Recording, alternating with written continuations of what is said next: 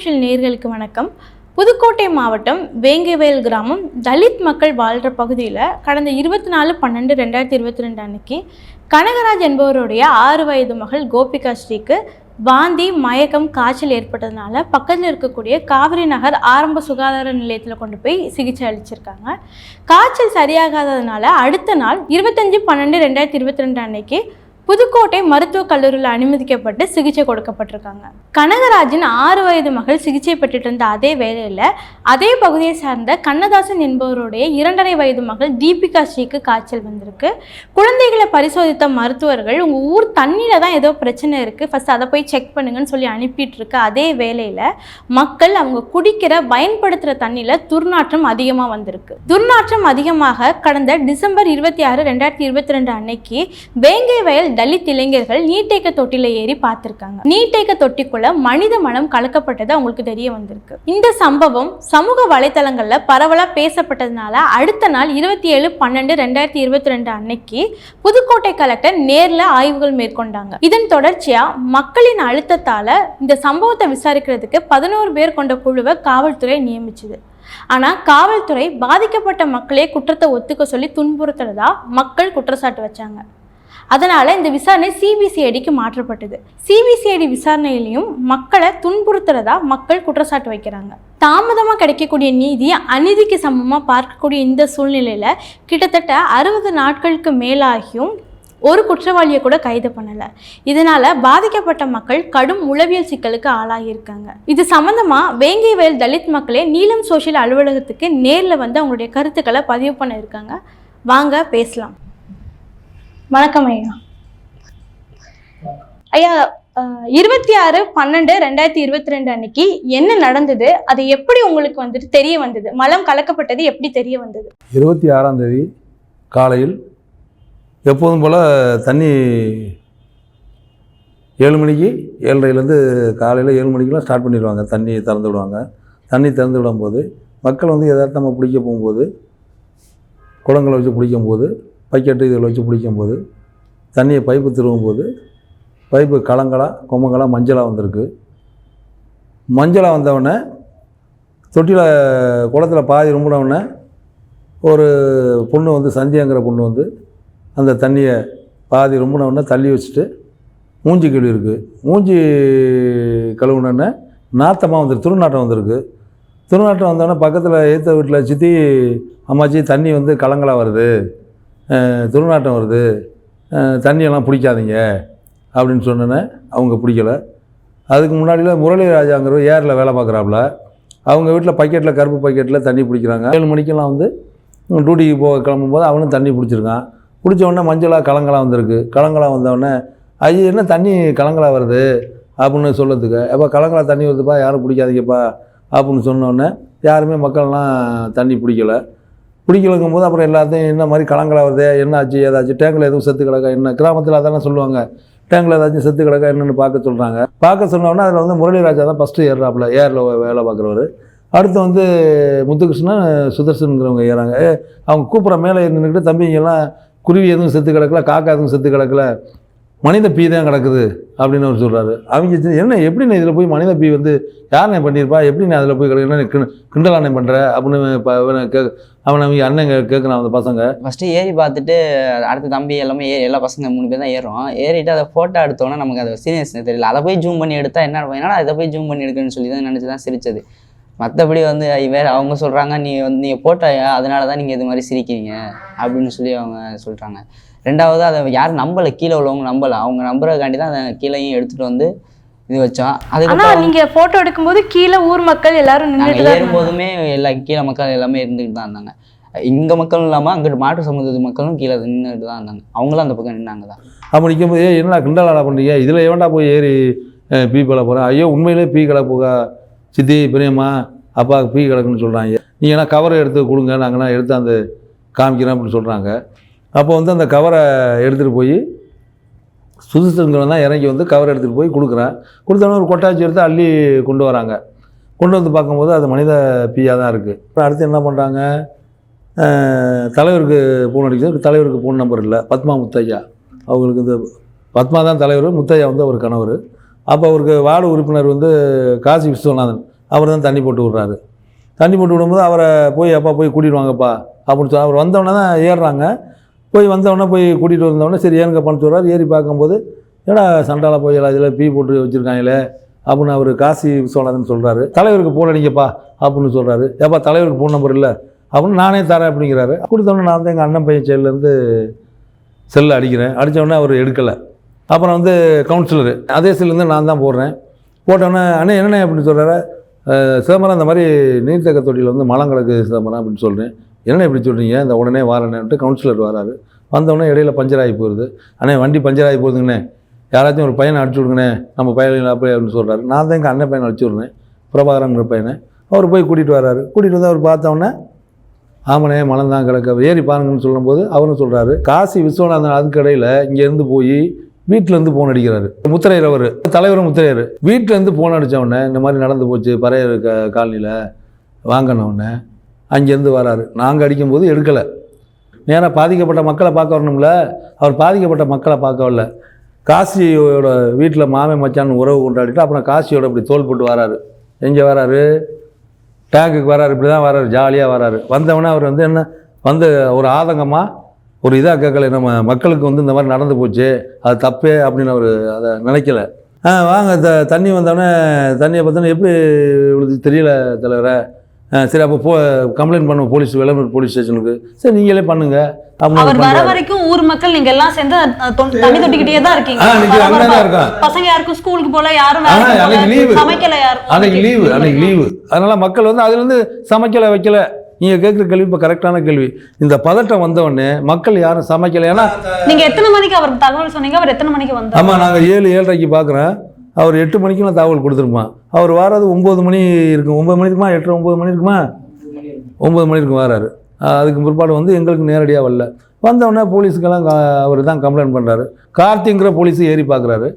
அவரும் மலம் கிடக்கிறது உண்மைன்னு சொல்றாரு. அந்த முதல் நாள் வந்து அவர் பார்த்துட்டு கார்த்திக்ன்ற காவல்துறை அதிகாரி வந்து பார்த்துட்டு இதுல இருக்க மலம் தான் அப்படின்னு சொல்லிட்டாரு. அப்ப நீங்க வந்து கம்ப்ளைண்ட் ரைஸ் பண்ணும்போது உங்களை சமாதானம் பண்ண முயற்சி பண்ணாரா இல்ல கம்ப்ளைண்ட் ஒன்னே எடுத்துக்கலாம் அப்படின்னு சொல்லிட்டு? அவர் சமாதானம் பண்ணல. அவர் கம்ப்ளைண்ட் பண்ணாராங்கிறது தெரியல. பண்ணிட்டாங்க. ஆனா போலீஸ் வந்து கம்ப்ளைண்ட் எழுதினாராங்கிறது தெரியல. அதுக்கப்புறம் நீங்க எப்ப போய் வந்து கம்ப்ளைண்ட் ரெஜிஸ்டர் பண்ணீங்க? ஆமா நாங்க கம்ப்ளைண்டே பண்ணல. தலைவர் தானே கம்ப்ளைண்ட் பண்றாரு. எங்களுக்கு அதுல இருந்து என்னங்கிறது தெரியலமா. நாங்க கிராமத்து மக்கள் தானே. எங்களுக்கு இந்த மேல கிடக்குங்கிறது இவ்வளவு பிரச்சனைகள் வருமா அப்படிங்கிறது எங்களுக்கு தெரியாது. அதுக்கு பிற்பாடு தான் பிரச்சனைகள்ங்கிறது இவ்வளோ பவர் சிட்டி இருக்குங்கிறது. அப்ப நீங்க என்ன நினைச்சீங்க? வெறும் அந்த தொட்டி வந்து கிளீன் பண்ணி புது தண்ணி நினைச்சிட்டா போதும் அப்படின்ற மனநிலை இருந்தீங்களா? இல்ல இவ்வளவு பெரிய வன்மம் நடந்திருக்கு, இது சட்ட ரீதியா அணுகணும் அப்படின்ற மாதிரி எண்ணம் உங்களுக்கு? நம்ம சட்ட ரீதியா அணுகணுங்கிற முறை வந்துருச்சு அப்புறம் எங்களுக்கு. அதன் பிறகு என்ன நடந்துச்சுங்க? அவர் வந்தாரு, காவல்துறை அதிகாரி வந்தாரு, பார்த்தாரு அங்க மலம் தான் இருக்கு அப்படின்னு சொன்னாரு. அதன் பிறகு என்ன நடந்தது? வந்தோடனே அப்புறம் வீடியோ எல்லாம் வராங்க. தொகுதி எம்எல்ஏ சின்னத்துறையா வராரு, ஆடியோ வராரு, தாசில்தார் வராரு, வீடியோலாம் வராங்க. வீடியோ அண்ணாமலை யூனியன் ஒன்றிய வீடியோ வராரு. அவரும் ஏறி பார்க்குறாரு. அதுலேயும் ஏறி பார்க்குறாரு. அவரும் மனித மலம் கிடக்குங்கிறது அவரும் உறுதி செய்கிறாரு. அடுத்து எம்எல்ஏ வராரு. எம்எல்ஏ வந்தவுடனே எம்எல்ஏயோட டிரைவரை ஏறி பார்க்க சொல்கிறாங்க. அவரும் மலம் கிடக்குங்கிறாரு. தலைவர் பஞ்சாயத்து போர்டு தலைவர்னு சொன்னால முன்னாள் தலைவர் முத்தையா அவர் பத்மா, இப்போ வந்து பத்மா அவர் கணவர் வந்து எட்டினுங்கிற பையனை வந்து ஏறி பார்க்க சொல்கிறாரு. அவரும் ஏறி பார்க்குறாரு. மனித பீ தான் கிடக்குன்னு எல்லாமே உறுதிப்படுத்து. இவ்வளோ பேர் நிற்கும் போது எப்படி இந்த பசங்க ஏறினது குற்றமாக சுமத்த முடியும்? நீங்கள் தான் ஏறினீங்க, நீங்கள் குக்கிக்கிட்டு உட்காந்திய, நீங்கள் பேண்டிருக்கலாமே அப்படிங்கிற ஒரு இது வந்து காவல்துறையோட சொல்லியிருக்காங்க. ஆய்வுக்கு வரும்போது எவ்வளோ ஸ்டேஷன் 11 பேருக்குன்ற குழுன்னு வருது பார்த்தீங்களா? 2 நாள் கழித்து ஸ்பெஷல் டீம், இது போலீஸ் எல்லாம் கேட்கல, ஸ்பெஷல் டீம். இதுக்கு வந்து ஒரு டீமே போடுறாங்க, 11 பேர் கொண்ட குழு. அது எப்படி இவங்களே தண்ணியை மலத்தில் பீ அள்ளி போட்டு இவங்களே தண்ணி குடிப்பாங்களா? இது நியாயமா? அதை செய்வாங்க. அந்த செயல் அவங்களுக்கு செய்யறதுக்கு தோணுமா? இது வேணாமா? காவல்துறை வந்துட்டு உங்களை கூட்டிகிட்டு போய் விசாரணை பண்ணாங்கன்னு சொன்னீங்க. காவல்துறை உங்ககிட்ட என்ன மாதிரியான கேள்விகள் கேட்டாங்க? எப்படி உங்களை ஒரு சம்மன் கூட கொடுக்காம கூட்டிகிட்டு போயிட்டாங்க அப்படின்ற மாதிரி குற்றச்சாட்டு நீங்கள் வைக்கிறீங்க? எந்த மாதிரி கூப்பிட்டு போனாங்க? எந்த டைமில் கூட்டிகிட்டு போனாங்க? என்னை வந்து ஜனவரி மாதம் 9ஆம் தேதி தான் ஃபஸ்ட்டு விசாரணைக்கு ஃபோன் பண்ணியிருந்தாங்க. நான் ஆஃபீஸில் இருந்தேன். இப்போ எனக்கு ஃபோன் பண்ணியிருந்தாங்க. ஃபோன் பண்ணி நீங்கள் 5 மணிக்கு வரணும் அப்படின்னு சொல்லியிருந்தாங்க. ஈவினிங் 5 மணிக்கு வரணும்னு சொல்லியிருந்தாங்க. சரி நான் வரேன் அப்படின்னு சொல்லிட்டேன் அவங்கள்ட்ட. சரி நான் சொன்னதுனால ஆஃபீஸில் பர்மிஷன் கேட்டு நான் 4 மணிக்கெலாம் அங்கேருந்து கிளம்பிட்டேன். நாங்கள் வந்தோம். அதுக்கப்புறம் அங்கேருந்து ஒரு போலீஸ் வந்து என் ஆஃபீஸ் போயிருக்காங்க. நான் வரேன்னா வரலைங்கிறதுக்காக போயிருக்காங்க. அங்கே ஆஃபீஸ்லேருந்து எனக்கு ஃபோன் பண்ணாங்க. இந்த மாதிரி உங்களை தேடி போலீஸ் வந்திருக்காங்க அப்படின்னு சொன்னாங்க. நான் அந்த போலீஸ்கிட்ட கேட்டேன், நான் தான் 5 மணிக்கு வரேன்னு சொல்லிட்டேன்ல, அப்புறம் ஏன் நீங்கள் ஆஃபீஸ் என்னை தேடி போனீங்க அப்படின்னு சொல்லி அவர்கிட்ட நான் சொல்லிட்டேன். சரி வாங்க நான் ஸ்டேஷன் வரேன், நீங்கள் வாங்க எதுவாக இருந்தாலும் நீங்கள் வந்து பேசிக்கோங்க அப்படின்னு சொல்லிட்டு நான் வந்துட்டேன். அதுக்கப்புறம் இங்கே வந்தோடனே ஒரு 5:15 5:30க்கெல்லாம் நான் ஸ்டேஷன் போயிட்டேன். இப்போ அங்கே போகும்போது அன்றைக்கி என்னை விசாரிக்கவே இல்லை. என் தம்பி முத்துகிருஷ்ணங்கிற பையனை விசாரணைக்கு கூட்டி போனாங்க 6 மணிக்கு.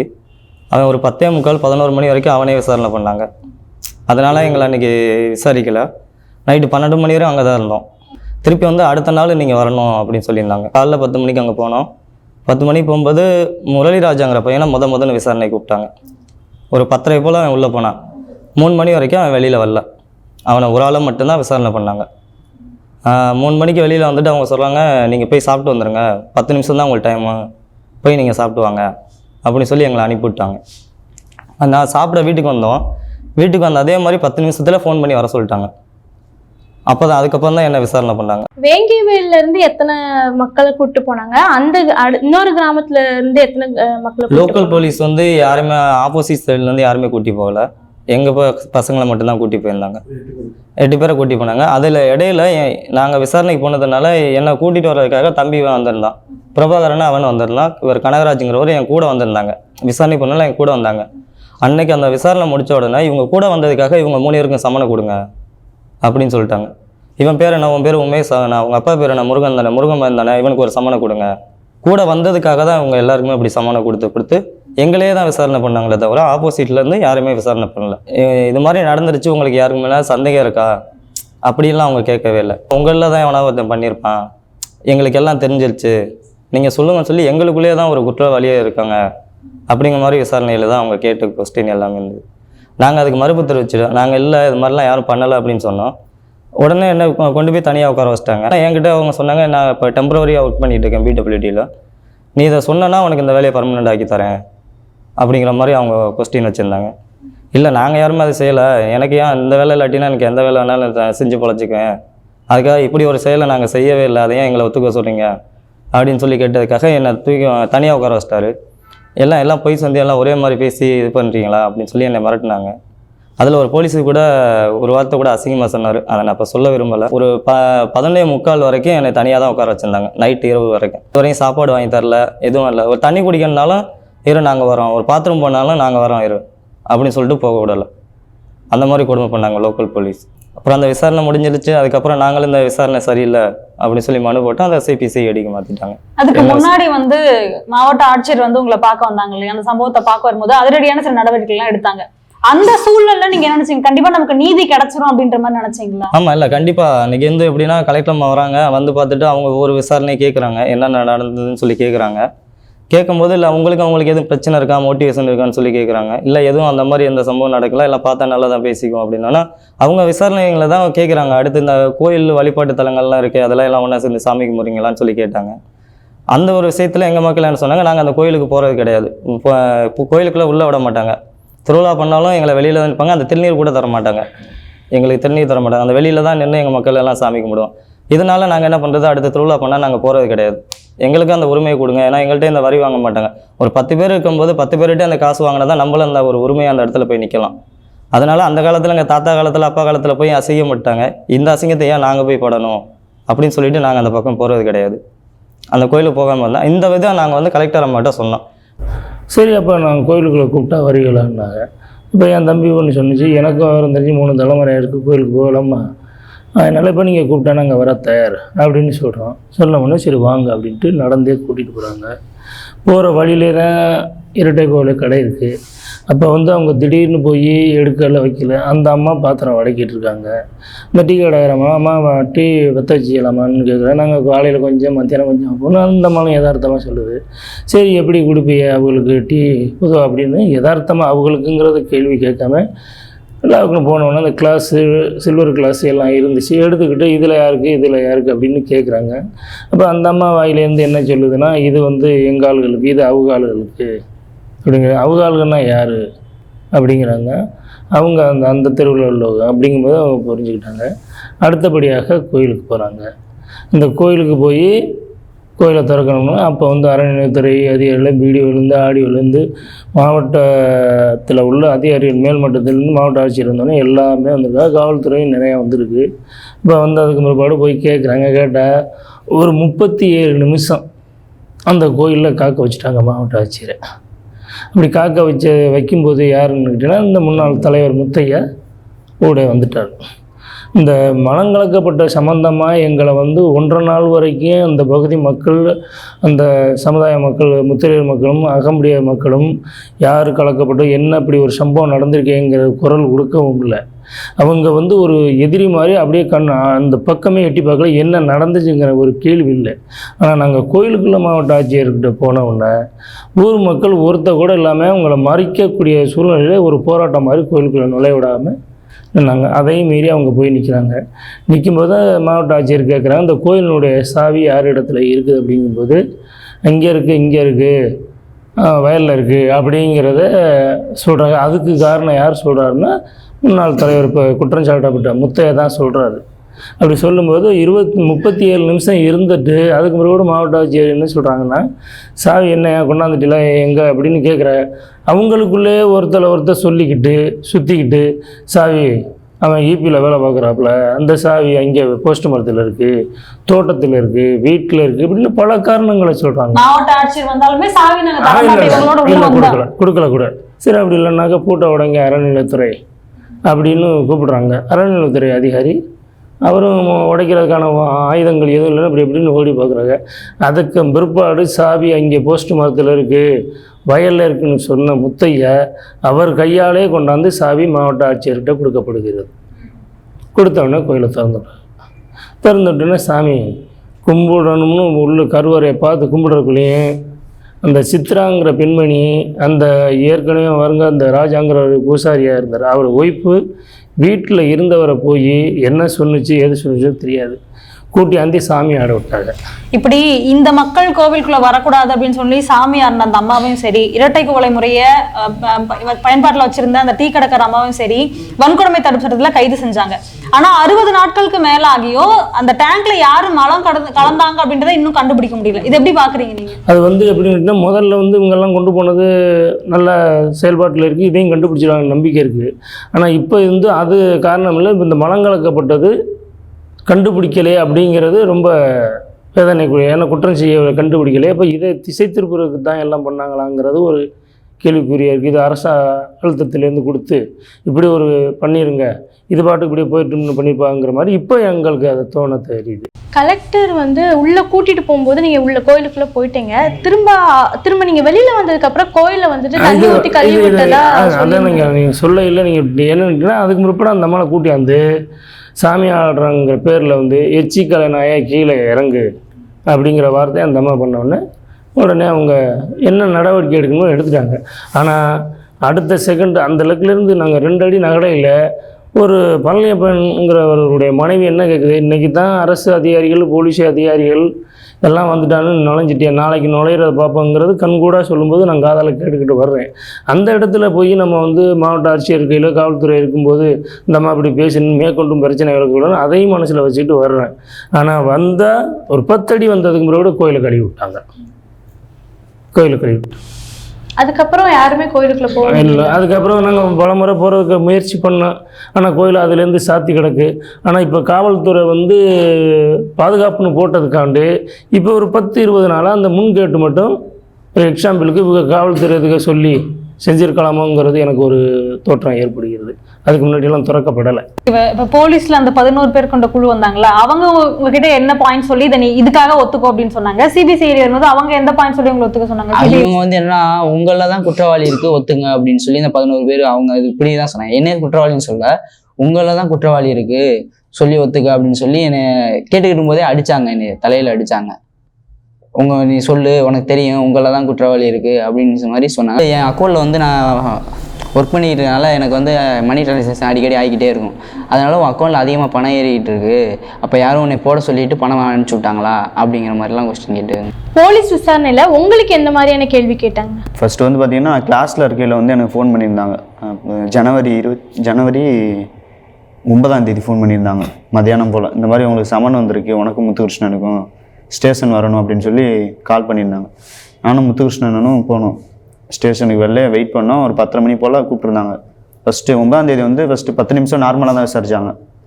நார்மலாக தான் என்ன நடந்துச்சு இந்த மாதிரி என்கொயரி தான் போயிட்டு இருந்துச்சு. அடுத்து பார்த்தீங்கன்னா ஒருத்தர் டக்குன்னு கண்ணை காட்டுறாரு, ஒருத்தர் டக்குன்னு கேமரா ஆஃப் பண்ணிட்டு பார்த்தீங்கன்னா எந்திரிச்சு வந்து ஏன் நடிக்கிற, உங்களுக்குள்ள தான் ஆள் குற்றவாளி இருக்கான், எதுக்கு போய் சொல்கிற, உனக்கு தான் குற்றவாளி தெரியும்ல அப்படின்னு சொல்லி அதட்டுற மாதிரி பேசுறது, திட்டுறது, இந்த மாதிரி வேலையெல்லாம் வச்சுக்கிட்டாங்க. கிளம்பி போகும்போது பார்த்தீங்கன்னா, நீ போட்டு கொடுத்துட்டேன்னா உன்னை வெளியில் யார்ட்டையும் சொல்ல மாட்டோம், 2 லட்ச ரூபா பணம் கிடைக்கும், கவர்மெண்ட் வேலை கிடைக்கும் உனக்கு, அந்த மாதிரிலாம் சொன்னாங்க.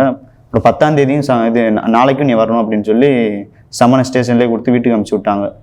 அடுத்த நாள் காலையிலே வெள்ளனாவே போயிட்டோம். ஒரு 9 மணிக்கெல்லாம் பார்த்தீங்கன்னா நைட்டு ஃபுல்லாக இங்கே பகல் ஃபுல்லாமே இங்கே உட்கார வச்சுட்டு நைட்டு ஒரு 10:30 மணி இருக்கும்.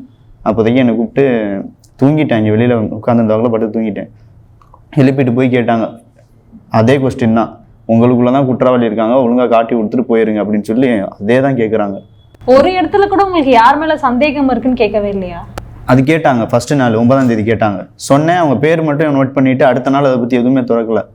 நான் தெரிஞ்சது எல்லாத்தையுமே சொல்லிட்டேன், சந்தேகப்படுற நபர் எல்லாத்தையுமே சொல்லிட்டேன். அடுத்த நாள் அதை பற்றி வாயை திறக்கல. அவங்கள என்கொயரி பண்ண மாதிரியும் தெரியல. விசாரணை வந்து வேங்கைவயல் மக்கள் மட்டும்தான் விசாரணை பண்ணியிருக்காங்க. ஆமா, முத்தரையர் சமூக மக்களையோ இல்லை கல்லர் சமூக மக்களையோ பண்ணல விசாரணை. 70 பேரை விசாரிச்சதா சொன்னாங்க. ஆனால் 3 நாளாக எங்களை மட்டும்தான் விசாரிச்சுக்கிட்டு இருந்தாங்க, வேற யாரையும் விசாரிக்கல. அதை தாண்டி வேற என்ன ரீசன் அவங்க சொன்னாங்க? ரீசன் பார்த்தீங்கன்னா, வேங்கை குரூப்ல வந்து இதை வாழ்த்துக்கள் போட்டது, கலெக்டர் வந்ததுனால வாழ்த்துக்கள் போட்டிருந்தாங்க. நான் வாழ்த்துக்கள்லாம் போட்டுறீங்க, இதனால தான் நீங்களே பிளான் பண்ணி கலெக்டரை வர வைக்கிறக்காண்டி நீங்களே இப்படி பண்ணீங்களா அப்படின்னு சொல்லி இது பண்ணுறாங்க. இது இவ்வளோ பெரிய இஷ்யூ ஆகும் அப்படின்லாம் கூட எனக்குலாம் தெரியாது. தண்ணியில் மலங்கள் வந்து இது இவ்வளோ பெரிய விஷயம் ஆகும் கூட எனக்குலாம் தெரியாது. இதை பப்ளிசிட்டிக்காண்டி பண்ணீங்க, உங்கள் ஊரை பிரபலப்படுத்துறக்காண்டி நீங்களே பண்ணீங்களா அப்படின்னு சொல்லிலாம் கேட்டாங்க. ஓகே, போலீஸ் ஸ்டேஷன்ல உங்களை எத்தனை நாளுக்கு விசாரணை கூட்டிட்டு போனாங்க? விசாரணை கூட்டிட்டு போனதுக்கு அப்புறமா அந்த ஊர்ல நீங்க இருக்கிறது சேஃப் இல்ல அப்படின்னு சொல்லிட்டு உங்களை வெளியில கூட்டு போனதா கேள்விப்பட்டோம். யார் கூட்டிட்டு போனது? எத்தனை நாள் அங்க இருந்தீங்க? 3 நாள் விசாரணை நடந்துச்சு. 9ஆம் தேதி, 10ஆம் தேதி, 11ஆம் தேதி 3 நாள் விசாரணை நடந்துச்சு. விசாரணை வந்து நைட்டு 12:30 மணி 1 மணி வரைக்கும்லாம் விசாரணை நடக்கும். 2 மணிக்கு தான் வீட்டுக்கு போகிற மாதிரி கூட இருந்துச்சு. அடுத்து பார்த்தீங்கன்னா 2 நாள் தொடர்ந்து ஃபுல்லாக இதே மாதிரி நடந்துச்சு. 9ஆம் தேதி, 10ஆம் தேதி 12:30 மணிக்கு தான் வீட்டுக்கு போகிற மாதிரிலாம் நடந்துகிட்டு இருந்துச்சு. அப்புறம் பார்த்தீங்கன்னா இது 11ஆம் தேதி வந்து பிரபாகரன், எங்கள் அண்ணன் தான் அவர் கொஞ்சம் பயந்து தான் பேசுவார். அவர் கொஞ்சம் பயந்து பேசினனால விசிகா குரூப்பில் வேறு இருக்கார் அவர். அதனால பார்த்தீங்கன்னா, நீ பெரிய ஆளாகிறக்காண்டி நீ தான் ஆள் வச்சு பண்ணியா அப்படின்னு சொல்லி அவரை ரொம்ப டார்ச்சர் பண்ணி ஆரம்பிச்சிட்டாங்க. அவர்கிட்ட ஓப்பனாகவே வந்து கேட்க ஆரம்பிச்சிட்டாங்க, எங்களுக்கு கேஸை முடிக்கணும், மேலே இடத்துலேருந்து ப்ரெஷர் வந்துக்கிட்டே இருக்குது, யாராவது குடிகாரன் அப்படி இல்லைனா பைத்தியக்காரன் உன் கையில் தான் இருக்குது, நீ தான் கை காட்டணும் அப்படின்னு சொல்லி அவர்கிட்ட டேரெக்டாகவே கேட்டு ரொம்ப டார்ச்சர் பண்ணி அழுகெல்லாம் வச்சுட்டாங்க. அப்புறம் பார்த்தீங்கன்னா, இந்த மாதிரி எங்களுக்கு சேஃப் இல்லை அப்படின்னு சொல்லிட்டு மதுரையிலேருந்து எவிடன்ஸ் கதிர் சார் வந்து எங்களை கூப்பிட்டு போனார். சேஃப் இல்லை அப்படின்னு சொல்லிட்டு. அங்கே எத்தனை நாள் இருந்தீங்க? இங்கே 2 நாள் இருந்தோம். தோழர், நீங்க வந்து சொன்னீங்க அந்த டேங்கை பார்த்தோன்னே அந்த போட்டோ எடுத்துட்டு எனக்கு உடனே சிரிப்பு வந்துருச்சு அப்படின்னு சொல்லிட்டு. அப்போ நீங்க இது இவ்வளவு பெரிய இஷ்யூ ஆகுமான்னு கூட நீங்க நினைச்சு பார்த்தது இல்லைன்னு சொன்னீங்க. அதுக்கும் அப்போ போலீஸ் வந்து உங்களையே டார்கெட் பண்ணி ஒத்துக்கோங்க இல்ல யாரையாவது ஒத்துக்க வச்சுக்கோங்க அப்படின்னு சொன்னாங்களே, அப்போ உங்களோட மனநிலை என்னவா இருந்தது? ரொம்ப கேட்ட கொஸ்டினே கேட்டு பார்த்தீங்கன்னா, இப்போ முத்துகிருஷ்ணன் ஃபர்ஸ்ட் போனாரா, முத்துகிருஷ்ணன் பின்னாடி நீங்க போனீங்களா இல்லை அவர் முன்னாடி போனாரா, அந்த மாதிரி சின்ன விஷயத்த கூட மாற்றி சொன்னால் யாரால கரெக்டாக சொல்ல முடியும் சொல்லுங்க? கொஞ்சமாக டிஃப்ரெண்ட் இருக்கும்ல. கரெக்டாக 7 மணிக்கு போனியா, 7:30 மணிக்கு போனியா, 5 நிமிஷத்துக்கு அப்புறம் போனியா இல்லை 10 நிமிஷத்துக்கு அப்புறம் போனியா, அந்த மாதிரி அக்யூரேட்டாக சொல்லணும். ஒரு லைட்டாக மாற்றி சொன்னால் கூட இவன் போய் சொல்கிறான் அப்படின்னு சொல்லி சந்தேகப்பட ஆரம்பிச்சிடுறது. இப்போ அவங்க வந்து விசாரிச்சாங்க இல்லையா, திரும்ப ஒரே கேள்வி கேட்குறாங்க. அதுவும் முன்ன பின்ன ஒரு சின்ன பதில மாற்றி சொன்னால் கூட திரும்ப கேட்டு ரொம்ப வந்து அது ஃப்ரஸ்ட்ரேஷனாக இருந்துச்சு. அப்போ நீங்கள் உங்களோட மைண்ட் செட் எப்படி இருந்துச்சு? இது நீங்கள் போய் உங்கள் பேரண்ட் கிட்ட சொல்லும் போது அவங்க எப்படி வருத்தப்பட்டாங்க? அப்போ என்னென்ன மாதிரியான மனநிலை நீங்கள் எவ்வளோ கஷ்டப்பட்டீங்கன்னு சொல்லுங்கள். வீட்டில் பார்த்தீங்கன்னா நைட்டு நான் 12:30 மணி வரைக்கும் வீட்டுக்கு போகிற வரையுமே கூட வீட்டில் தூங்க மாட்டாங்க. பையன் எப்போ வரும் அப்படின்னு சொல்லி வெயிட் பண்ணிக்கிட்டே தான் இருந்தாங்க. அவங்க பயந்துக்கிட்டே இருந்தாங்க, இந்த மாதிரி பையனுக்கு எதுவும் பிரச்சனை வந்துருமா, போய் பார்த்தது குத்தமா அப்படின்லாம் சொல்லி வீட்டில் ரொம்ப புலம்பிட்டு இருந்தாங்க. எனக்குமே ரொம்ப ப்ரெஷராக இருந்துச்சு. கிளாஸ் கூட அன்றைக்கி 2-3 நாள் போவே இல்லை தொடர்ந்து. இவ்வளோ பேசியிருக்காங்க, ஏதாவது ஒரு சூழ்நிலை பேசாமல் இது ஒத்துட்டு போயிடலாம் அப்படின்னு உங்களுக்கே தோண வச்சுருக்காங்களா அவங்க? இல்லை, இது எப்படி நம்ம பண்ணாத தப்புக்கு கண்டிப்பாக ஒத்துக்க கூடாது இல்லை, அது பேர் அப்புறம் கெட்டு பேர் இல்லை. இல்லை தோழர், இப்போ அந்த 17 பேர் கொண்ட குழு வந்தாங்கல்ல, இறுதியாக அவங்க உங்ககிட்ட என்ன சொன்னாங்க? குற்றத்தை ஒத்துக்கோங்கன்னு சொல்லி சொன்னது நமக்கு தெரியுது. என்ன சொல்லி குற்றத்தை நீங்க ஒத்துக்கணும், இதெல்லாம் எங்களுக்கு வந்து ஆதாரமா இருக்கு, நீங்க தான் பண்ணீங்கன்னு சொல்லிட்டு எந்த பாயிண்ட் அவங்க சொல்லி உங்களை குற்றத்தை ஒத்துக்க சொன்னாங்க? என்னை கூட்டி போயிட்டு, நீ கட்சியில் விசி கட்சி உறுப்பினராக தான் சேர்ந்துருக்கேன், 6 மாதம் ஆச்சு, அதுக்கெல்லாம் 3 மாதம் வந்து முகாமில் மீட்டிங் நான் அட்டன் பண்ணிக்க, இந்த கட்சியில் வந்து நீ பெரிய பதவிக்காண்டி தான் ஆசைப்பட்டு நீ தான் ஆள் வச்சு பண்ணதாக என்னை வந்து டார்கெட் பண்ணி, இல்லைனா சிதம்பரம் சொல்லி விட்டு தான் நீ தூண்டிட்டு செஞ்சுருக்கேன்னு சொல்லி ஒத்துக்க, நீங்கள் ஒத்துக்க, இல்லை சிதம்பரத்தை காட்டிட்டு ஒதுக்கிக்க அப்படின்ட்டு அவங்க ஏதோ எழுதி கொடுத்து கீழே வந்து நாங்கள் எடுக்க முடிவுக்கு எதுவாக இருந்தாலும் கட்டுப்படுமாறு எழுதி கொடுக்க சொல்லி எழுதி வச்சுருந்தாங்க. உடனே எங்கள் சித்தாவை வந்து பார்த்துட்டு கையெழுத்து போடாத நிப்பாடி விட்டு, இதுக்கு எந்த முடிவு எடுத்தாலும் கட்டுப்படணும் எழுதிட்டீங்களே அப்படின்னு கேட்கும்போது வந்து வாங்கி பார்த்துட்டு திருப்பி அதை அழிச்சு போட்டு திருப்பி வேறு எதாவது அழிச்சு போட்டு அன்றைக்கி ஒரு 10 மணிக்கு விட்டாங்க. அப்புறம் பொங்கல் வந்துடுச்சு. பொங்கல் நல்லா ஒரு 4-5 நாள் கேப் போட்டு சிபிசிஐடிக்கு இது மாற்றணும். சிபிசிஐடி விசாரணை நீங்க ஏன் கேட்டீங்க? போலீஸ் விசாரணையிலே கொஞ்சம் குணம் நாட்டமில்லை. அவங்க எது சொன்னாலும் வந்து தவறான கண்ணோட்டத்தில் போய் வேடிக்கை பார்க்குறவங்களுக்கெல்லாம் சம்மன் கொடுக்குறது எங்கள் பசங்களுக்கு. இப்படி கொடுத்து அவங்கள இந்த 8 பேர்த்த வந்து இந்த உமேஸ்வரன்கிற பையனுக்கு இந்த இது சம்மந்தமாகவே என்னங்கிறதே தெரியாது. இவர் வந்து அவர் ஊரில் புதுக்கோட்டையில் அவங்க மாமா வீட்டில் போய் புதுக்கோட்டையில் வந்து அவர் வண்டி வேலை பார்த்துக்கிட்டு இருக்கார், எஃப்சி வேலை. அந்த வேங்கை குரூப்பில் போட்டு தான் அவரெல்லாம் வந்தார். இவருக்கு என்னன்னே தெரியாது. இவருக்கு ஒரு சமன் குற்றவாளியை நாங்கள் சொல்கிறோம். ஏன்னா முத்தையா தான் சொல்கிறோம். முத்தையா தான் உருவாக்கி விட்டு இந்த மலத்தை அள்ளி போட்டு ஒரு 10 பேர் சேர்ந்து சொல்லி தான் இந்த மலத்தை அள்ளி போட்டிருக்காருன்னு சொல்கிறேன். அதை போலீஸார் விசாரணை பண்ணலை. விசாரணை சரியில்லாமனால தான் இந்த 11 பேர் கொண்ட குழு என்ன ஆயிடுச்சுனாக்க பிரபாகரனை குற்றவாளியாக உறுதிப்படுத்திருச்சு. புரிஞ்சுங்களா? இதில் வந்து எவிடன்ஸு கதிர்ங்கிற ஒரு வல்லனால் அப்புறம் இன்னும் வேறு அமைப்புகளெல்லாம் அப்போ வந்துச்சு. நிறையா பேர் வந்தாங்க. யதார்த்தமாக அந்த வந்து பார்க்கும்போது இந்த மாதிரி இவங்களை சூழ்நிலைக்கு வந்து 90% குற்றவாளி யார்? குற்றவாளி ஒரு பக்கம் இருக்கிறான். ஆனால் குற்றமே செய்யாதவனை குற்றவாளி ஆக்க தெரிஞ்சாங்க. அன்னைக்கு வந்து தெய்வம் மாதிரி இன்னும் அவங்கெல்லாம் காப்பாற்றி விட்டாங்க. இல்லைன்னா அவனுக்கு குற்றவாளி தான் அவர் எனக்கு ஆகியிருப்பார். இதுக்கு பிற்பாடு தான் நாங்கள் சிபிசிஐடியை கேட்குறோம். சிபிசிஐடி நல்லபடியாக விசாரித்து நேர்மையாக விசாரித்து குற்றவாளியை யார் உங்களுக்கு சந்தேகம் இருக்கா இல்லையா, யார் போட்டிருப்பா, 3 சமுதாயம் இருக்குதுன்னு சொல்கிறீங்க. இந்த 3 சமுதாயத்தில் முத்திரையர் பண்ணியிருப்பாங்களா இல்லை அகம்படியர் பண்ணியிருப்பாருங்களா? அந்த கேள்வியெல்லாம் கேட்கல. இதை கேட்டால் தானே சொல்ல முடியும். 1 நாள் 2 நாள் 26 27 22க்கும் போது அப்போ யாருங்கிறது சந்தேகக்குரிய ஆள் வருது. அப்போ யார் அப்படின்னா பிரச்சனைன்னு ஒன்று நடக்குது. எப்படின்னா OHT ஆப்ரேட்டர்லேருந்து பிரச்சனை வருது. தண்ணி பற்றாக்குறையிலேருந்து தான் வருது. அப்போ அந்த பற்றாக்குறையிலேருந்து OHT ஆப்ரேட்டரோட சாவியை பிடிங்கிட்டாங்க. அதில் தான் பிரச்சனை அதிகரிக்குது. பில்லை மோசடி பண்ணி எடுக்கிறாரு. ஜாங்ஷன் ஆனதை மோட்டாரை ஜாங்ஷன் பண்ணி இல்லாமல் பில்லை எடுக்கிறாரு. மோட்டார் குத்தலை. அவங்களுக்கு தண்ணி பஞ்சம் வந்துடுது. தண்ணியை போட்டு கொடுக்குன்னு சொல்கிறாரு. அசிங்க வார்த்தையில் திட்டுறாரு. இத்தனை லட்ச ரூபா ஜாங்ஷனாக இருக்கையா, ஏன் அந்த பைப்பை போட்டு கொடுத்தாருன்னு சொல்கிறாங்க. அவனோட வேலை பறி போகுது. அப்போ யார்? முத்தையாவோட ஆதிக்கம். குற்றவாளி அவர் தான் செஞ்சுருக்காரு. இல்லை, சிபிசிஐடி கேட்ட கேள்விகளும் ஏதாவது இந்த சம்பவத்தோட தொடர்புடைய கேள்வியாக இருந்துச்சு, எல்லாமே டைவர்ட் பண்ணுற கேள்வி தான். எப்படின்னா அதுக்கு நான் எப்படின்னு கேட்டிங்கன்னா சிபிசிஐடி நேர்மையாக கொண்டு போய் குற்றவாளியை கண்டுபிடிக்கணும் தான் நாங்கள் சிபிசிஐடிக்கு மாற்ற சொன்னோம். ஆனால் சிபிசிஐடியும் அதே கோரிக்கை தான் வைக்குது. அதை தான் நான் சொல்கிறேன்ல, பிரபாகரனை இந்த 11 பேர் கொண்ட குழு வெள்ளனூரில் குற்றவாளின்னு நியமிச்சிச்சு. ஆனால் சிபிசிஐடிக்கு போனவுடனே முரளிராஜா ஏரில் வேலை பார்க்குறாரு பாருங்க, ஜீவானந்தத்து பையன், அவரை குற்றவாளியாக கொண்டு வருது, வளையத்துக்குள்ளே கொண்டு வருது. அப்போ எவ்வளோ ஒரு மன வேதனை இருக்கும் பாருங்கள். அவனும் ஒரு காக்கி சட்டை அணிந்து ஒரு அரசு ஊழியராக தான் இருக்கான். அவங்களும் ஒரு காக்கி சட்டை அணிந்து அவங்களும் ஒரு அரசு ஊழியராக தான் இருக்காங்க. அப்போ அந்த அரசு ஊழியருக்குள்ளே அரசு ஊழியர் அந்த போலீஸை என்ன நசுக்குவாங்க. நான் தூக்கு போட்டு சாரின்னு சொல்லிட்டேன் அவங்க அப்பாள்கிட்ட. அவங்க வீட்டில் எல்லாரும் 12-1 மணிக்கு காத்திட்டு அழுகுறாங்க. ஐயா, அவங்களோட மகனை வந்து சிபிசிஐடி வந்து குற்றத்தை ஒத்துக்கோங்கன்னு சொல்லி கேட்டிருக்காங்க. ஆனால் அவர் வந்து பார்த்தீங்கன்னா காவல்துறை அதிகாரியாக இருக்காரு. இப்போ பொதுவாகவே தலித் சமூகத்தை சேர்ந்த ஒருத்தர் வந்து படித்து அரசாங்க வேலைக்கு போய்ட்டு நம்மளோட நிலை மாறிடும்னு சொல்லிட்டு கஷ்டப்பட்டு படித்து வேலை வாங்குறவங்களா இருக்காங்க. அப்படி ஒரு உயர் பதவிக்கு போன ஒருத்தரை இந்த பிரச்சனையை நான் தாக்கு பிடிக்க முடியாமல் நான் வந்து செத்து போகிறேன், சூசைட் பண்ணிக்க போகிறேன் அப்படின்னு உங்ககிட்ட சொல்லும் போது உங்களோட மனநிலை என்னவா இருந்தது? என் பையன் 4:30க்கும் குளிப்பான், 4 மணிக்கும் குளிப்பான், 3 மணிக்கும் குளிச்சுட்டு திருச்சி வருவான். அதே மாதிரி 4 மணிக்கு குளிச்சுட்டு புதுக்கோட்டை போவான். அப்போ நான் தண்ணி தூக்கி நான் தான் கொடுப்பேன் என் பையனுக்கு. என் பையன் குளிச்சுட்டு நான் போயிட்டு வரப்பா அப்படின்னு சொல்லிட்டு போவான். அந்த சூழ்நிலையில் 6:30-7 மணியை போல் நான் தண்ணி பிடிச்சி அவனுக்கு கொடுப்பேன். அப்போ கொடுக்கும் பொழுது அந்த தண்ணியை பார்க்கும் பொழுது கலங்கலம் வந்துச்சுப்பா அப்படின்னு சொன்னேன். வேறு ஒன்றும் கலங்கலாக இருக்காடா, அந்த மண்ணுக்குன்னு ஏதாவது டஸ்ட்டு வந்திருக்கும், அந்த பைப்பில் வந்திருக்கும். இல்லை நான் அப்படி டஸ்ட்டாக இருந்துச்சுன்னா நீ போய் சின்டெக்ஸில் போய் அதை குளிச்சுட்டு அதுக்கப்புறம் நீ வேலைக்கு போ அப்படின்னு சொல்லிட்டு நானும் அள்ளி பார்த்தேன். எனக்கும் வாடையாக இருந்துச்சு. நேராக மேற்கே அந்த டேங்க்கு போயிருக்கேன். அப்பா இந்த மாதிரி எலி செத்து கிடக்கோ என்னன்னு தெரியலப்பா, நான் ஒரு நிமிஷம் போய் பார்த்துட்டு வந்துட்டு அப்புறம் வேலைக்கு போகிறப்பான்னு அப்படின்னு சொன்னால், சரி நீ அதெல்லாம் போக வேண்டாம் நான் சொன்னேன். எனக்கு தெரியாமே போயிட்டாப்புல. போனோம்னா அந்த பையங்க 2 பேரையும் கூட்டிக்கிட்டு போயிட்டு என்னென்னு பார்த்துருவோம், முத்துகிருஷ்ணா சுதர்சன் அப்படின்னு சொல்லிட்டு இவன் மேலே போய் பார்த்துருக்கான். அப்போ மேலே போய் பார்க்கும்பொழுது ஏனிலேருந்து இருந்த அந்த போலீஸ் இருந்ததுனால அந்த தெம்பு தைரியத்தோடு அவன் மேலே ஏறி போனான். ஏறி போய் பார்க்கும்பொழுது மேலே ஒரு 2-3 பீஸு இருந்திருக்கு. உள்ளுக்கு வந்து என்ன கிடக்குதுங்கிறது உத்து தானே பார்க்க முடியும். அந்த டேங்கு உள்ளர குனிஞ்சு தானே பார்க்க முடியும். அந்த குனிஞ்சு பார்த்ததும் குக்கிக்கிட்டு பார்த்ததையும் நீ ஏன் அப்படி குக்கிக்கிட்டு பார்த்த, நீ ஏன் குனிஞ்சு பார்த்த, நீனா வந்து போட்டிருப்பியா இல்லை அள்ளியிருப்பியான்னு சொல்கிறாங்க. நீ தான் இதுக்கு உள்ள காரணம் அப்படின்னு சிபிசிஐடியும் நம்ம வெள்ளனூர் ஸ்டேஷன்லேயும் என் மையனை அவ்வளோ டார்ச்சர் பண்ணி அதுக்கப்புறம் நைட்டு பகல் வந்து என்கிட்ட தனிமையிலே அழுதுகிட்டும் புலம்பிக்கிட்டு இருப்பான். அப்போ புலம்பிட்டு இருந்தால் நான் கஷ்டப்பட்டு ஒரு இன்ஜினியருக்கு படிக்க வச்சு, டிசிடி படிக்க வச்சு, வெங்கடேஸ்வராவில் படிக்க வச்சு, நானாக மூட்டை தூக்கி குடிமையாமலையில் 10A1 வேலை பார்த்து சைக்கிளை மீச்சிக்கிட்டு 27 கிலோமீட்டர் மீச்சு போய் அந்த வேலைக்கு பர்மனெண்ட் ஆகி தஞ்சாவூர் மாவட்டத்திலே நல்ல பேர் எடுத்து ரிட்டையர்மெண்ட் ஆகி வந்தவன் புள்ள எப்படி மேடம் இருக்கும், எப்படி வளர்த்துருப்பான்?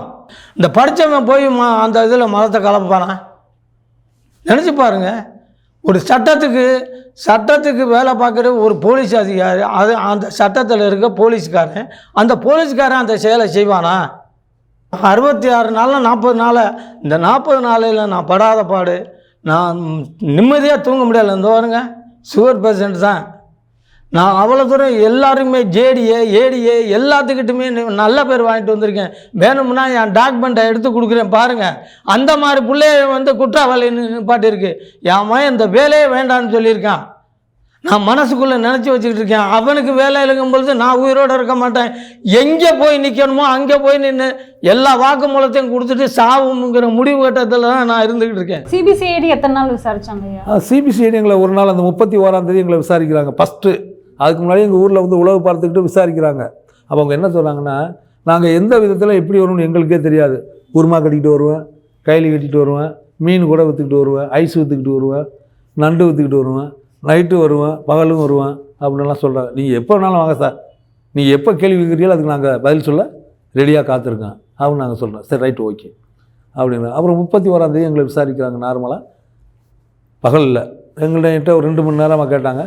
அப்புறம் அண்ணன்கிட்ட கேட்டாங்க, அப்புறம் அவர் அண்ணன்கிட்ட கேட்டார், அப்புறம் அவர்கிட்ட கேட்டாங்க.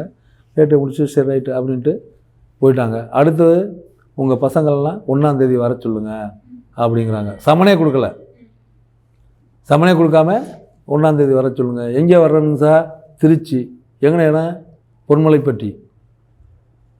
அங்கே வர சொல்கிறாங்க. அப்போ போகிறாங்க, 4 பேர்த்த கூப்பிட்றாங்க. யாரை? பிரபாகரனை, சுதர்சன், முத்துகிருஷ்ணன், முரளிராஜா. அவங்கள போய் கேட்குறாங்க. அவங்கள போய் 1ஆம் தேதி எங்களை கேட்டு 31ஆம் தேதி கேட்குறாங்க. அவங்கள 1ஆம் தேதி கேட்குறாங்க. 1ஆம் தேதி 9 மணிக்கு போனால் நைட்டு 11 மணி. இந்த விட்டுருவேன் சார். என்ன சார் விசாரணை பண்ணிவிட்டு உடனே விட்டுருவேன்னு சொன்னீங்களே, விடலைங்களே.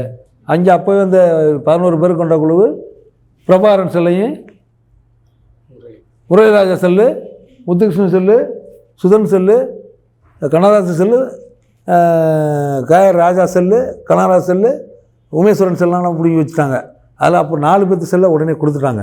அந்த 11 பேர் கொண்ட குழுவில் 2 பேர் செல்லை ஒண்டி இன்னும் கொடுக்கல. இப்போ அதுவும் ஐயா திருமாவளவன் ஐயாட்ட கோரிக்கையாக வச்சுட்டு வந்திருக்கேன். அவங்க கேட்டிருக்காங்க. அப்போ வந்து அந்த செல்லு வச்சுட்டாங்க. அப்போ அவங்க 1ஆம் தேதி போகிறாங்க.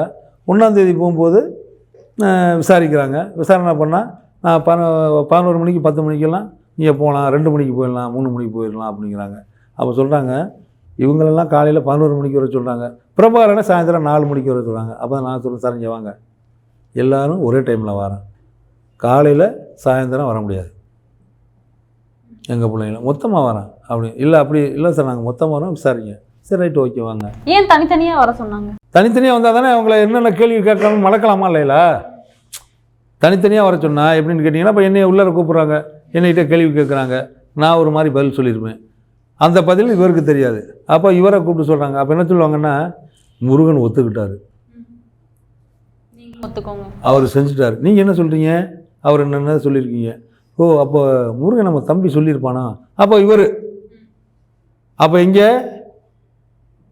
உண்மையே பொய்யாக்க பார்க்குறாங்க. ஆக குற்றவாளி நாங்கள் இல்லைன்னு தெரியுது, ஆனால் பொய்யை சொல்லி குற்றவாளி ஆக்க பார்க்குறாங்க. இது மாதிரி தான் பசங்களை விசாரிச்சிருக்காங்க. இப்போ போலீஸ் அந்த 11 பேர் கொண்ட குழு வந்து உங்களுக்குலாம் இதை பண்ணி கொடுக்குறேன், 2 லட்ச ரூபா பணம் கொடுக்குறேன், கவர்மெண்ட் போஸ்டிங் வாங்கி, சிபிசிஐடி அந்த மாதிரி வந்து உங்களுக்கு என்ன ஆஃபர்லாம் கொடுத்தாங்க, இதை நீங்கள் ஒத்துக்கிட்டீங்கன்னா உங்களுக்கு நாங்கள் இதை பண்ணி போலீஸ் தான் சொல்லுச்சு. சிபிசிஐடி என்ன சொல்லுதுன்னா, கொஸ்டின் எப்படின்னா நம்ம பரீட்சையில் கொஸ்டின் எழுதுகிறோம் பாருங்க, 50 கொஸ்டின் யார் மேலே வைக்கிறாங்க? முரளிராஜா மேலே. அப்போ அவங்க கேட்குற கேள்விக்கு அவங்க பதில் சொல்லும்போது அது இல்லையா இதை செய்ய அப்படிங்கிறாங்க. அப்போ முரளியை மென்ஷன் பண்ணி கொஸ்டின் போட சொல்கிறாங்க. அப்போ முரளிக்கே 30 கொஸ்டின் வருது. அப்போ 30 கொஸ்டின் எப்படின்னா, முரளி குற்றவாளி ஏறினானா, எத்தனை படி ஏறினா, 4 படி, 4 படியா 3 படியா, இதெல்லாம் எண்ணிக்கிட்டு இருக்க முடியுங்களா? 4 படியா 3 படியான்ட்டெல்லாம். மேலே ஏறினானா கீழே ஏறினானா, குக்கிக்கிட்டு உட்காந்துருந்தானா தண்ணியை கழுவி விட்டானா. அப்போ என்ன சொல்கிறான்னா, இவன் ஒருத்தன் கழுவி விட்டுருப்பேன்னு சொல்லியிருப்பேன், ஒருத்தன் கழுவலைன்னு சொல்லியிருப்பேன், அவன் ஒருத்தன். அப்போ இது ரெண்டையும் கம்பேர் பண்ணுறான். அப்போ நீ தான்டா குற்றவாளி, அதை எழுதுறா சார். செய்யாத அதை எப்படி சார் எழுது? நாங்கள் சொல்கிறத தான் நீங்கள் எழுதணும். ஐயா, காந்தி ஜெயந்தி அன்னைக்கு கிராம சபை கூட்டம் நடந்தது. அந்த கூட்டத்தில் வந்து தண்ணி தொட்டி சம்மந்தமாக நீங்கள் ஒரு கேள்வி எழுப்பியிருக்கீங்க. அதுக்கப்புறம் தான் இந்த பிரச்சனைகள் வந்து நடக்க ஆரம்பிச்சிது. கிராம சபை கூட்டத்தில் என்ன மாதிரி கேள்வி கேட்டீங்க? ஏன் இந்த பிரச்சனை வந்து இந்த அளவுக்கு மாறிடுச்சு? கிராம சபை கூட்டத்தில் வந்து தண்ணீர் தொட்டிங்கிறது சொல்லலை. அவங்க வந்து நோட்டீஸ் விளம்பரம் என்ன போட்டிருந்தாங்கன்னா, சுத்திகரிக்கப்பட்ட நீர் வேங்கவேலுக்கு கொடுக்கப்பட்டிருக்கு அப்படிங்கிற மாதிரி ஒரு கேள்வி எழுப்பி வச்சுருந்தாங்க. அடுத்து மழைக்காலங்களில் முன் எச்சரிக்கை நடவடிக்கை தூர்வாரப்படுறது அப்படிங்கிறத எழுதியிருந்தார். அப்போ தான் நான் போய் கேட்டேன், போன வருஷம் மழை நீர் வந்து எங்கள் அண்ணன் இறந்தவரை வந்து தூக்கிட்டு போனது, முழங்காலம் மட்டும் தண்ணியில் தூக்கிட்டு போனது கண்கூட பார்த்தியே. உடனே தாசில்தார் அம்மாவுக்கு ஃபோன் போட்டு வந்து பார்வையிட்டு அவங்க என்ன சொன்னாங்க, உடனே இமீடியட்டாக நீங்கள் வந்து அந்த வாரியை வெட்டி கொடுங்கன்னு சொல்லும்போது, அந்த தாசில்தார் அம்மாவட்டே சொல்லிட்டு நான் வாரி வெட்டி கொடுக்க முடியாது அப்படின்னு சொல்லி சொன்னாங்க. கவுன்சிலர் கேட்குறாரு, எனக்கு அந்த இதை கொடுங்க, இந்த மக்களுக்கு நான் வெட்டி கொடுக்குறேன் அப்படின்னு சொல்லி இது கவுன்சிலர் சிதம்பரம், ரேவதி சிதம்பரங்கிறவர் சொல்கிறாரு. அப்போதைக்கு தாசில்தார் அம்மா சொல்கிறாங்க, அந்த ஆராயம்மாலாம் என்ன சொல்கிறாங்கன்னா, தலைவரை வச்சுக்கிட்டு அந்த ஃபண்டு வந்து தலைவருக்கு தான் வரும், உங்களுக்கு கொடுக்க முடியாது, அந்த அளவுக்கு சட்டம் இல்லை அப்படிங்க. அப்படி இல்லைனாலும் நீங்கள் என்ன ஏதோ ஒரு சொல்லி சொல்கிறாரு, அதில் போட்டு கொடுங்க, என்னைக்கிட்ட ஜேசிபி இருக்குது, நான் வெட்டி கொடுக்குறேன் அப்படிங்கிற கேள்வியை அந்த கவுன்சிலர் சிதம்பரங்கிறவர் ரேவதியோட வீட்டுக்காரர் சொல்கிறாங்க. இவர் என்ன பண்ணுறாருன்னா, அதெல்லாம் முடியாது அப்படின்ட்டு. அப்போதைக்கு அந்த தாசில்தார் அம்மாவும் வீடும் என்ன சொல்கிறாங்கன்னா, தலைவருக்கு தான் அந்த உரிமை பவர் இருக்குது, எதை வேணாலும் பொய் கணக்கு போட்டு எழுதி எடுக்கலாங்கிறது எங்கள் கண் முன்னாலே சொல்கிறாங்க. அப்போ அவரை வந்து சரி எதையாச்சும் வெட்டிட்டு போவோம், எங்களுக்கு வாரியை வெட்டி கொடு அப்படிங்கிறத சொல்லி கேட்கும்போது, அதெல்லாம் நாங்கள் செய்ய முடியாது, வாரியெல்லாம் சீர் பண்ணியாச்சு அப்படின்னு தைரியமாகவே தாசில்தார் அம்மாள்கிட்ட இந்த தலைவர் முத்தையா அதாவது சீர் பண்ணாமலே சீர் பண்ண அப்படிங்கிறத செஞ்சு கொடுக்க மாட்டேங்கிறது சொல்கிறாரு. அப்போதைக்கு எனக்கு இப்போ எல்லாருக்குமே அந்த அளவுக்குல மழை பெஞ்சிக்கிட்டு இருக்குது. கார்த்திகை மாதம் 1ஆம் தேதி சம்பவம் நடக்குது. அந்த ஆளை வந்துட்டான். அது தொடர்பாக காந்தி ஜெயந்தி 2ஆம் தேதி அன்னைக்கு இதெல்லாம் வச்சு சீர் பண்ணதாகவும் தண்ணி சுத்திகரிக்கப்பட்ட தண்ணி கொடுத்ததாகவும் அவர் எழுதி நோட்டீஸு அடிச்சிருந்திருக்காரு. அப்போதைக்கு எங்கள் அண்ணன் ஜீவானந்தான், என் அண்ணன் ரத்தனசாமிங்கிறவர், இவரெல்லாம் கனகராஜுங்கிறவரெல்லாம் போயிருந்தார். ஆனால் நான் லேட்டாக தான் போகிறேன். அதில் வந்து தலைவர் சொல்லி சொன்னதாக எப்படி சொல்கிறாங்கன்னா, அந்த 100 நாள் வேலை இருக்குது பற்றியில், அந்த 100 நாள் வேலையில் வந்து அட்டையெல்லாம் பதிவாங்க. அந்த அம்மா மூக்காய்ங்கிறவங்கள்ட்ட என்ன சொல்லியிருக்காங்கன்னா, எல்லா மக்களும் இங்கே வரணும், அப்படி வரலன்னா தலைவர் வந்து உங்களுக்கு 100 நாள் வேலை இல்லைன்னு பண்ணிடுவாருங்கிறத என் வீட்டில் சொல்லிட்டு போயிருக்காங்க. என் மனைவிக்கு படிப்பறிவு தெரியாது, அந்த பய உணர்வு என் மனைவிக்கிட்ட இருக்கு. அங்கேருந்து வந்த இன்னும் கொள்ளையிலேருந்து சாப்பிட 11:30 மணிக்கு வரும்போது இந்த செய்தியை சொல்லுது. அப்போ தான் நான் கேட்குறேன், ஏற்கனவே அந்த ஆள் வந்து எல்லாத்தையும் முடியாதுன்னு சொல்கிறாரு, இப்போ செய்ய வேணும் சொல்ல வேணும், அவர் இல்லாத தில்லுமுல்லையெல்லாம் வேலை பண்ணுவார். 100 நாள் வேலை திட்டத்தை நிறுத்துறதுக்கு அவருக்கு சட்டம் இடம் கிடையாது, நான் அந்த போகிறேன் அப்படின்ட்டு நான் சாப்பிடாமல் குளிக்காமல் பனியனோடு நான் போகிறேன். அப்போ போகும்போது அவங்க டீப்பலாரம் கொடுக்குற கண்டிஷனுக்கு வந்துட்டாங்க. அப்போ எங்கள் அண்ணன் ரத்தனங்கிறவர் தான் அவரோட வாக்குவாதத்தில் ஈடுபடுறாரு. அப்போ ஈடுபடும்போது நான் அவனை ஆஃப் பண்ணிட்டு, நான் தான் கிளர்க்கையும் அந்த இது பிடிஓ அம்மாவும் உட்காந்துருக்காங்க. அவங்கள கேட்குறேன், இவ்வளோ தூரம் அவனை கத்த விட்டுருக்கீங்களே, நோட்டீஸில் இப்படி அடிச்சிருக்கீங்களே, நீங்கள் வந்து இதை வந்து எப்படி ஏற்றுக்கிறீங்க, தீர்மானத்தில் ஏற்றி எழுதி வச்சிருக்கீங்களே, தீர்மானத்தில் போட்டால் பணம் வந்துடுமே, எடுத்துடலாமே, தலைவர் செய்கிற தப்புக்கு நீங்களும் உடந்தே அப்படிங்கும்போது, இல்லை அப்படி இப்படின்னு என்னை மழுப்புறாங்க. அப்படி மழுப்பும்போது அந்த இரு சமுதாய மக்களும் 200 பேர் ஒன்று கூடி இருக்கிறாங்க.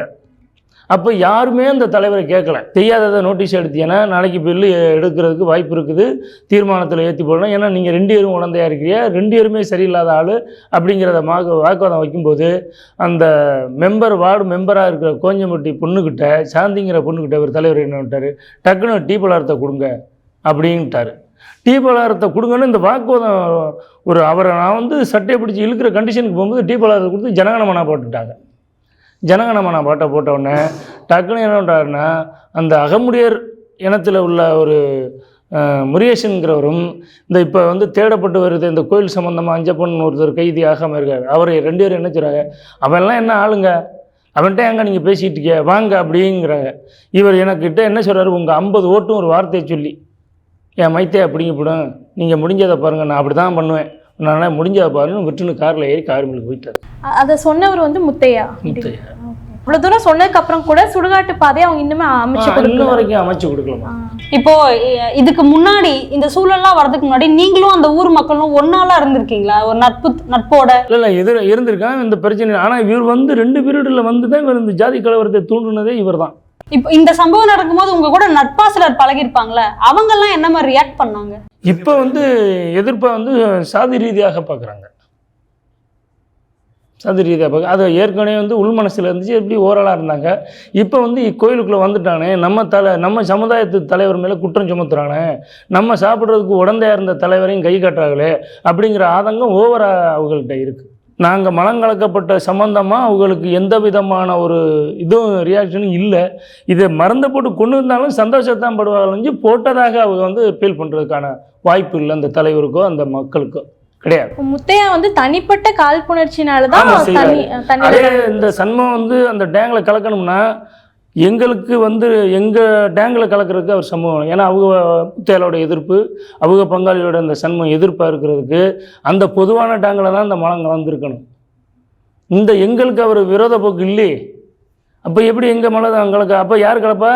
அந்த விரோதியாக இருந்தவர் தானே கலக்க முடியும். இதைத்தான் நான் காவல்துறைக்கிட்டே நானாக எடுத்து சொன்னேன்.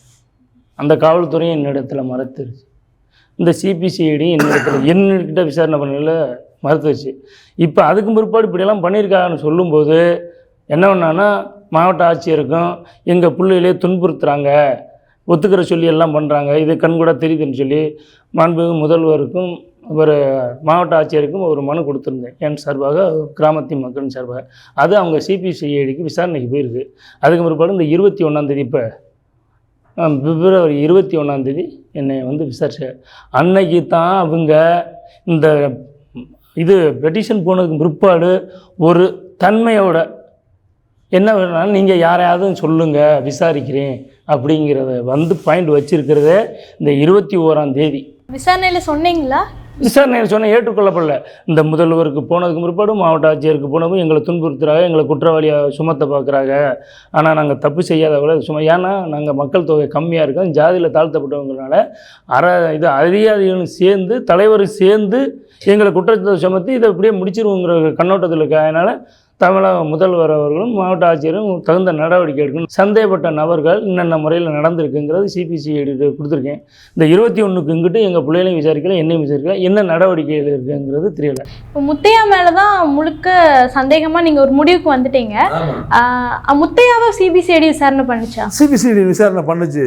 எப்படின்னா நாங்கள் எப்படி விசாரணைன்னா, எங்களை இந்த மாதிரி வெள்ளனூர் காவல் நிலையத்தை கூப்பிட்டு விசாரிக்கிறாங்க, திருச்சியில் கூப்பிட்டு விசாரிக்கிறாங்க. ஆனால் எப்போ முத்தையா வந்தாலும் நாங்கள் கண்ணார அவ்வளோ பிரச்சனைகளை இந்த வெள்ளனூர் ஸ்டேஷனில் விசாரித்தது எங்களுக்கு தெரியாது, இந்த திருச்சியில் விசாரித்தது எங்களுக்கு தெரியாது. ஆனால் ஒரே ஒரு நாள் 7ஆம் தேதி முடிவுக்கு கொண்டு வராங்க. அப்படின்னா உங்கள் மாதிரி நியூஸு சேனல்காரங்களெலாம் வர சொல்கிறாங்க 7ஆம் தேதி. அப்போ எப்படின்னா அவங்க குற்றவாளியை நாங்கள் கண்டுபிடிச்சிட்டோம், அறிவிக்க போகிறோம் அப்படிங்கிற காலகட்டத்துக்கு வராங்க. அப்போ தான் முத்தையா வராரு. முத்தையா மாப்பிள்ளை மாதிரி வராரு, மாப்பிள்ளை மாதிரி போகிறாரு. முத்தையா 6 மணிக்கு போனார் உள்ளர, 6:15 வெளியில் போயிட்டார். என்ன விசாரிச்சாங்கன்னு தெரியல. அதில் என்ன சொல்கிறாங்க, எங்கள் பசங்களை வச்சுக்கிட்டு திருட்டு பயிலா, ஏன்னா சிபிசிஐடி சொல்லியிருக்கு உங்கள்கிட்ட திருட மாதிரி முடிச்சுக்கிட்டு இருக்கிய, எதிரிங்கிறது நாங்கள் குற்றவாளியே சொல்கிறேன், அவர்கிட்ட திருட்டு பயில மாதிரி நீங்களே செஞ்சு விட்டு திருட்டு வேஷம் போடுறீங்களா அப்படின்னு கேள்வி எங்கள் பசங்களை கேட்டிருக்காங்க. ஐயா, இந்த சம்பவம் நடக்குது, இந்த சம்பவம் நடந்த வாட்டி ஒரு கவுன்சிலிங் கொடுக்கறதுக்காகவோ இல்லை ஒரு பேச்சுவார்த்தை நடத்துறதுக்காகவோ பீஸ் கமிட்டி தான் அமைச்சாங்களா? அமைதி பேச்சுவார்த்தை நடத்தினாங்களா? சம்பவம் நடந்ததுக்கு பிற்பாடு எங்களுக்கு பீஸ் கமிட்டி போடுறாங்க. எப்படின்னா இழுப்பூர் ஆடியோ அங்கே வந்து பீஸ் கமிட்டிக்கு போடுறாங்க. அப்போ நாங்கள்லாம் பீஸ் கமிட்டிக்கு போகிறோம். எங்கள் தரப்பில் ஒரு 5 பேர் தான் பீஸ் கமிட்டிக்கு போகிறோம். ஆனால் அவங்க 2 தரப்புலையும் 25 பேர். நாங்கள் சமாதானத்துக்கு போக முடியாது. ஏன்னா குற்றம் சுமத்தப்பட்டது எங்களுடைய குடிநீரில் மலம் கலந்துருக்காங்க. அதை நாங்கள் எப்படி சமாதானத்துக்கு போக முடியும்? அதை வந்து அவங்களும் ஏற்றுக்கு. அந்த தண்ணியை பார்த்து உங்களுடைய குழந்தை கூட வந்துட்டு அது கக்கா தண்ணி அந்த மாதிரி சொல்லி அது சொன்னிச்சுன்னு நீங்கள் சொன்னீங்க. தண்ணியை பார்த்த உடனே உங்களோட அதுக்கப்புறம் உங்களோட மனநிலை வந்து என்னவா இருந்தது? இல்லை, ஃபஸ்ட்டு பார்த்தீங்கன்னா அது மாதிரி மலம் கிடந்ததுன்னு சொல்லி மேலே சொன்னாங்க. அதை நம்பதுனால எடுத்து அந்த காட்டினதுக்கப்புறம் எந்த தண்ணியுமே எங்களுக்கு குடிக்கவே தோணலை. தண்ணியை பார்த்தாலே ஒரு அலர்ஜியாக தான் தோணிடுச்சு. ஆகா, இப்போ என்ன தோணுச்சுன்னா இந்த தண்ணியை தான் நான் குடிச்சிருக்கேனா அப்படிங்கிற மாதிரி அதே மைண்ட் செட்டில் எனக்குள்ளே ஓடிட்டே இருந்துச்சு. சின்ன குழந்தைங்களுக்கு அது தண்ணியை கொடுத்தாலும் இப்போ குழந்தைங்கள்ட்ட கொடுத்தோன்னா இந்த தண்ணி எனக்கு வேண்டாம், இது கக்கா தண்ணி அப்படின்னு சொன்னதுனால நாங்கள் வெளியிலேருந்து தண்ணி வாங்கி குடித்தாலுமே அந்த பாத்திரத்தில் தானே நாங்கள் எடுத்து சாப்பிட்றோம் தண்ணி. அதை எடுக்கும்போதே எங்களுக்கு அந்த யாபகம் வந்துகிட்டே இருக்குது. இன்ன வரைக்கும் எனக்கு தண்ணி குடிக்கும் போதெல்லாம் எனக்கு அந்த யாபகம் வந்துகிட்டே இருக்குது. அதுவே பெரிய மன உளைச்சலாக இருக்குது. அது மேலே விசாரணைங்கிற பேரில் எங்களை டார்ச் பண்ணது அது இன்னும் மன உளைச்சலை தான் ஏற்படுத்து. அதுலேருந்து எங்களுக்கு நிம்மதியே இல்லை. தூக்கம் கிடையாது, சரியாக சாப்பிட முடியலை, என்னால் ஆஃபீஸில் போயிட்டு கூட வேலை செய்ய முடியலை. இது மைண்ட் செட் இதே ஓடிக்கிட்டே இருக்குது. இந்த சம்பவத்துக்கு பிறகு இந்த வாக்குவாதம் பண்ணி இந்த கிடந்துச்சு, அது கிடந்துச்சு, இப்படி கிடந்துச்சுன்னு இதே தான் உங்களுக்கு உங்கள் ஊருக்குள்ளே இதே பிரச்சனை தான் இருக்கியா, என்னையா நினச்சிக்கிட்டு நீங்கள்லாம் பண்ணுறியா வைக்கிறியா அப்படின்னு பொண்ணு இதுக்கெல்லாம் ஐயா உங்கள் ஊரில் கொடுத்துக்கிட்டு என் பிள்ளைகளெல்லாம் என்ன கதியில் ஆளாக்க போகிறாங்களோ தெரியலை. என் பிள்ளைகளும் கொண்டு போய் இப்போ போலீஸ் ஸ்டேஷன் அது இதுன்னு வந்தால் நான் கை கட்டி நிற்கணும். ஆகையினால இந்த உங்கள் அல்லதொல்லையே வேண்டாங்கிற நிலைமைக்கு வர்றாங்க. புது பைப்பு வந்து தண்ணி போடுற அந்த இன்பிட்வீன் அந்த டைமில் உங்களுக்கு தண்ணி எங்கேருந்து வந்தது?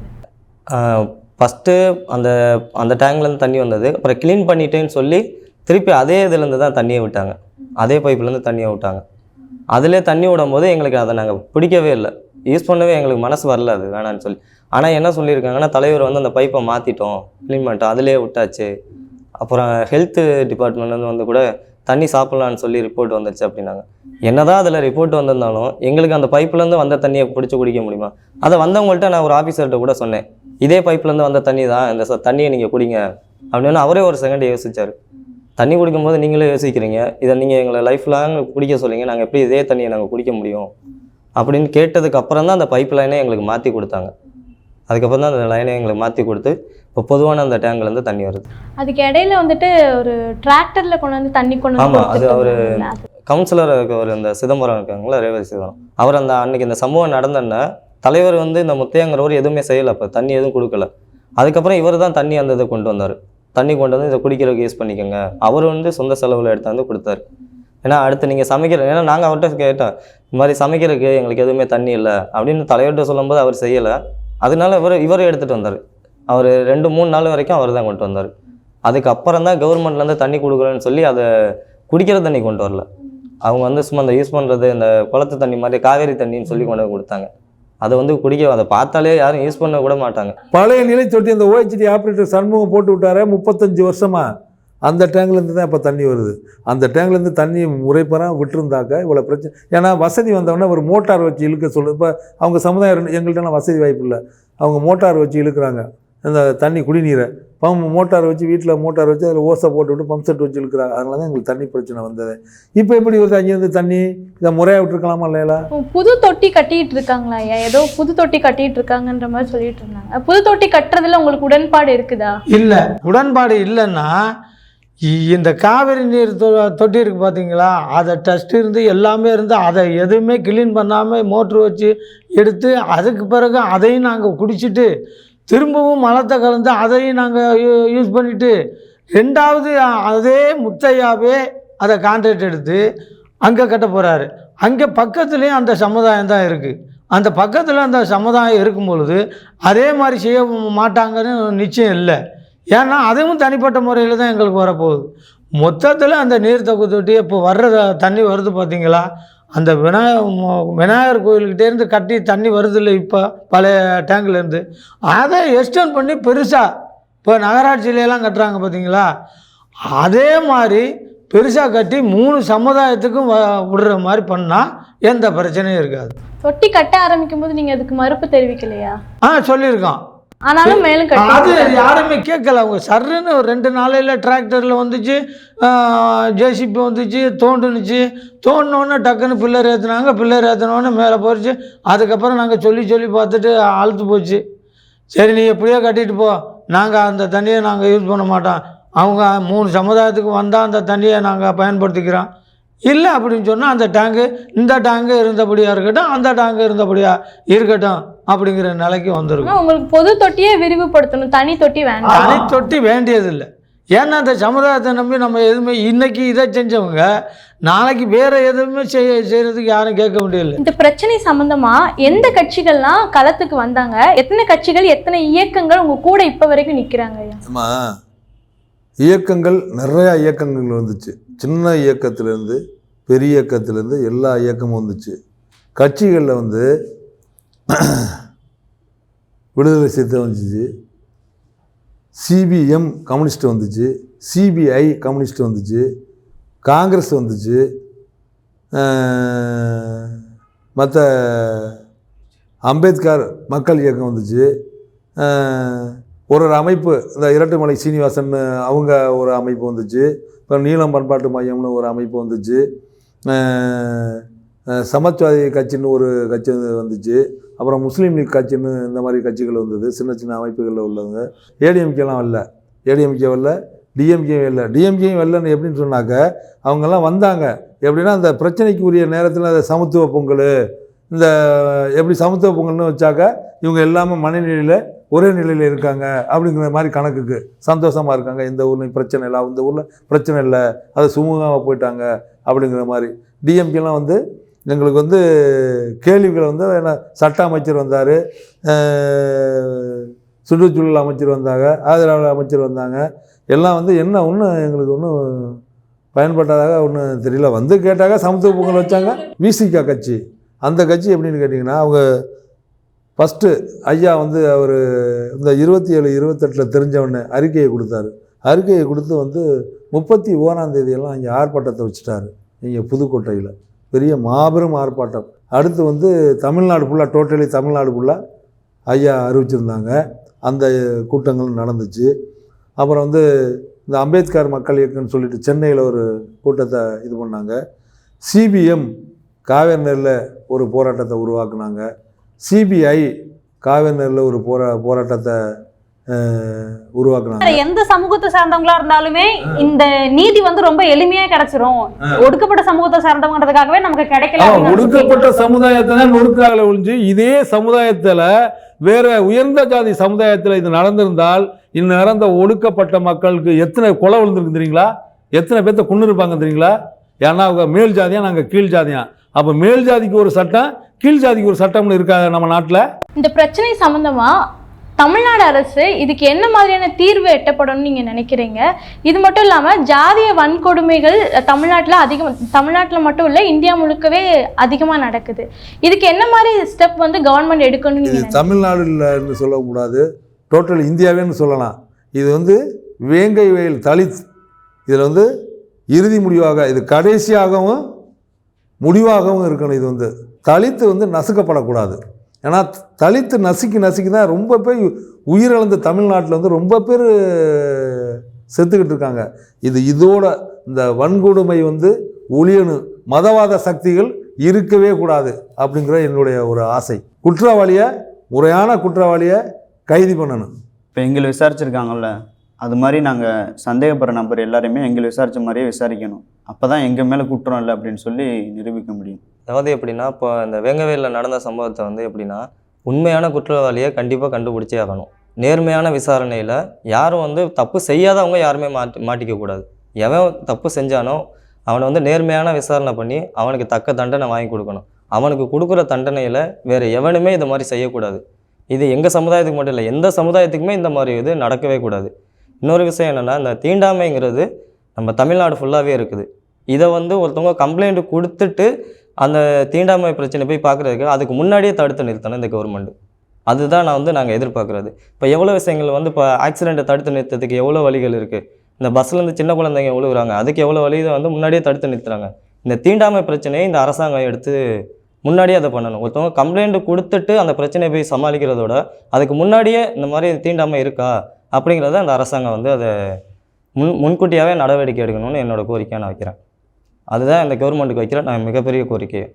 தீண்டாமை பிரச்சனை இனி இருக்கவே கூடாது. தமிழ்நாடு முழுவதும், இந்தியா முழுவதும் ஒவ்வொரு நாளும் தலித்துகளுக்கு எதிராக இந்த மாதிரி வன்கொடுமைகள் வந்து நடக்கிறத நம்ம பார்த்துட்டே தான் இருக்கோம்.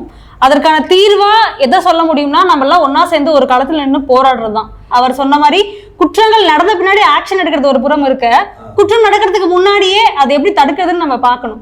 ஸோ உங்களோட பிரச்சனையை ரொம்ப வெளிப்படையாக சொல்லி அதற்கான தீர்வுக்காக தொடர்ந்து போராடுறவங்க எல்லாருக்கும் உங்கள் நேரத்தை இவ்வளோ நேரம் எங்களுக்காக செலவழிச்சதுக்கு நீலம் சோஷியல் சார்பாக ரொம்ப நன்றிகள் தோழர்.